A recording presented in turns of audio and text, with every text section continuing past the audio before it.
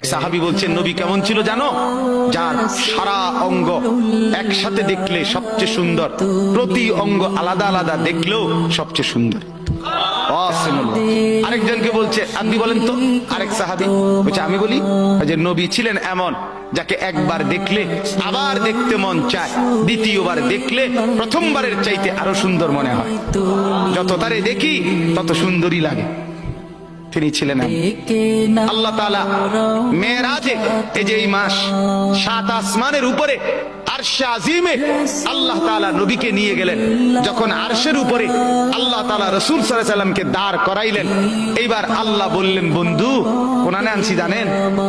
আপনি জানেন কোথায় আনছি আপনারে?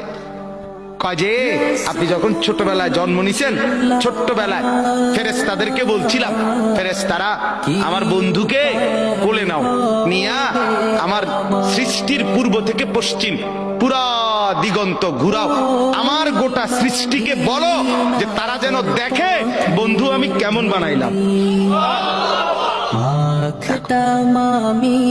এক আসমান দেখো, জমিন দেখো, বন্ধু আমি কেমন বানাইলাম। নাক দেখো, চোখ দেখো, ঠোঁট দেখো, মুখের চাহনি দেখো, চেহারার রং দেখো, চোখের পলক দেখো। এরপরে আল্লাহ 7 আসমানে আরশে আজিমে নিয়ে এইবার আল্লাহ বললেন, বন্ধু সেদিন ছোট্টবেলায় কোলে আপনারে সবাই দেখছে, এবার সবকিছুর উপরে আইনা, উপরে শুধু আমি আল্লাহ, তার নিচেই আপনি। এবার আপনি দেখেন গোটা সৃষ্টি আমি কেমন বানাইলাম। ওই সময় ওরা দেখছে, এখন আপনি দেখেন, আপনি দেখেন।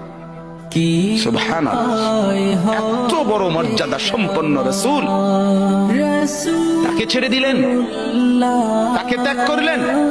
আল্লাহ আমাকেও বুঝ দান করেন, আমাদের প্রত্যেককে বুঝ দান করেন।